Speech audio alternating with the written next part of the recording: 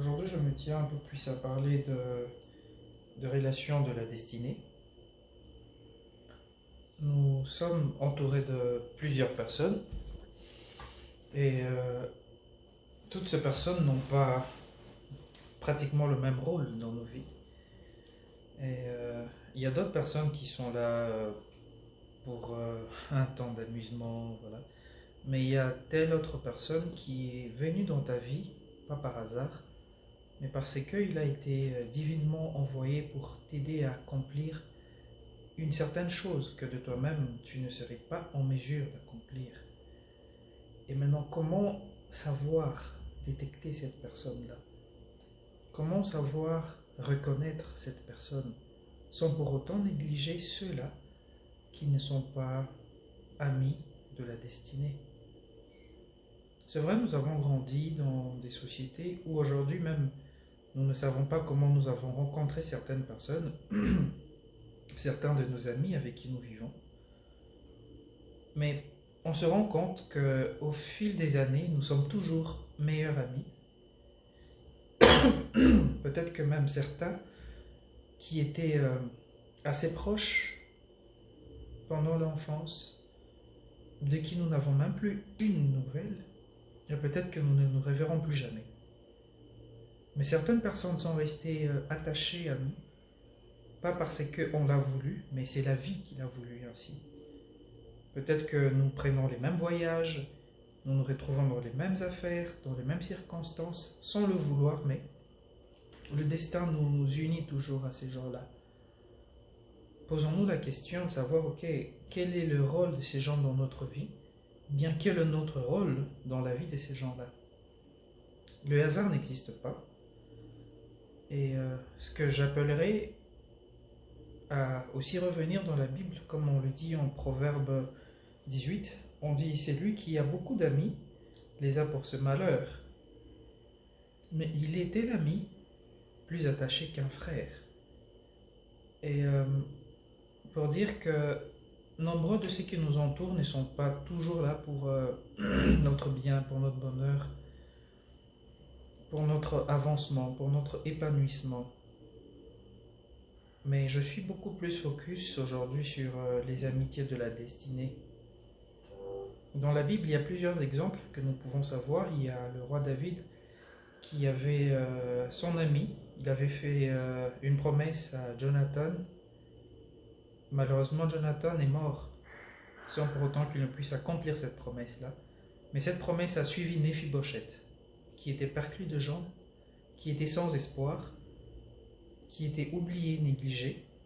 Mais par rapport à cette alliance-là, faite à son père, sa vie a eu de la valeur. C'est comme aujourd'hui, les relations de personnes avec qui nous avons, ce ne sont nécessairement pas des relations auxquelles nous allons bénéficier, mais peut-être ce sont nos frères, peut-être ce sont nos enfants, peut-être ce sont nos parents qui vont en bénéficier. Donc, soyons de bonnes personnes partout où nous passons, car le monde est tellement petit, on ne sait pas qui va nous aider demain, on ne sait pas qui on va aider demain non plus. Et essayons juste d'avoir de la bonne valeur envers tout le monde, envers toutes les personnes que nous rencontrons, sachant que ce sont des gens qui sont venus des dieux, parce qu'on dit Dieu, nous ne l'avons jamais vu. Et comment nous allons dire l'aimer pendant que nous n'aimons pas ceux-là qui sont autour de nous? Le premier exemple, la première personne à qui nous devons vraiment manifester de l'amour, ce sont celles-là qui sont à côté de nous, celles que Dieu a placées de nos côtés pour que nous puissions accomplir quelque chose dans leur vie et que pour qu'eux aussi puissent accomplir quelque chose dans nos vies. Il y a des rencontres qui ne sont pas par hasard. Demandons à Dieu de nous discerner, de nous donner plus de discernement, à comprendre quel est le rôle de chacun dans ma vie et quel est mon rôle dans la vie de chacun autour de moi. Nous n'allons pas vivre comme des animaux sans savoir pourquoi nous sommes en contact avec tel et pourquoi pas avec X et pourquoi avec Y. Ayons le temps de mettre en valeur nos relations, ayons le temps de mettre en valeur et en cause nos connaissances. Et la meilleure relation que je dirais, c'est celle qui nous emmène progressivement vers notre but. celle qui nous aide à nous épanouir dans plusieurs domaines, dans l'aspect spirituel, dans l'aspect intellectuel, dans l'aspect émotionnel, dans l'aspect universel en fait. Essayons de bien discerner nos amis et soyons aussi les amis de destinée pour certaines personnes.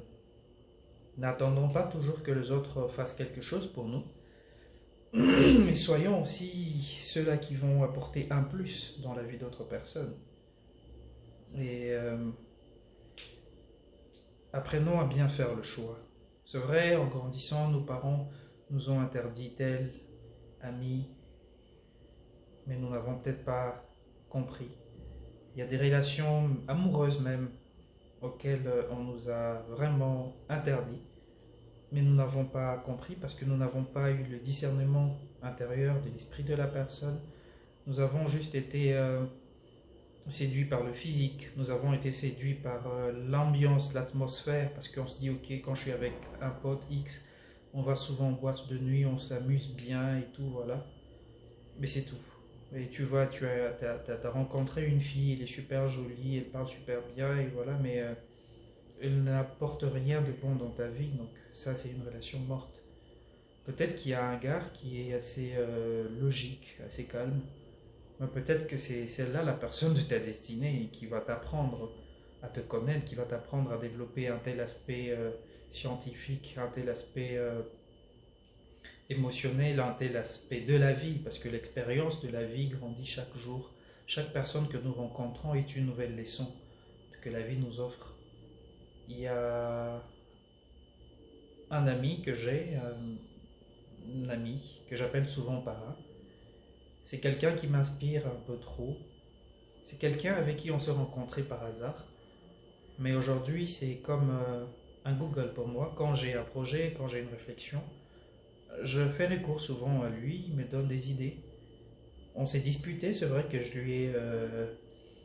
lui fais chier pas mal de fois, je fais de trucs, voilà, mais il me prend déjà comme un petit frère, un ami, il me comprend et il m'ouvre toujours son cœur, voyez-vous. Et soyons ce genre de personnes de qui les gens voudront venir pour se ressourcer. Voilà, soyons aussi utiles par rapport à nos relations. Et posons-nous des questions sur les personnes avec qui nous traînons. Sont-elles utiles ou pas? On est libre de nous en débarrasser et d'en choisir les meilleurs. La vie est un choix. Et la vie est un processus quotidien que nous devons développer chaque jour vers notre accomplissement. Que Dieu nous aide, qu'il nous donne plus de sagesse, plus de discernement, plus de force à être utile dans la vie des autres. Et que Dieu nous garde, que cette Pâque, vu que nous sommes toujours dans l'occasion de la période pascale, qu'elle réussisse encore ce zèle-là en nous de discernement, ce zèle de compréhension des autres, ce zèle d'être de leader dans nos relations, d'être de référence, que la vie du Christ se renouvelle en nous si nous ne l'avions plus et qu'elle se développe en nous si nous l'avons, que nous puissions monter des dimensions dans sa présence et que Dieu nous aide et qu'il nous assiste. Je vous remercie d'avoir pris de votre temps à m'écouter.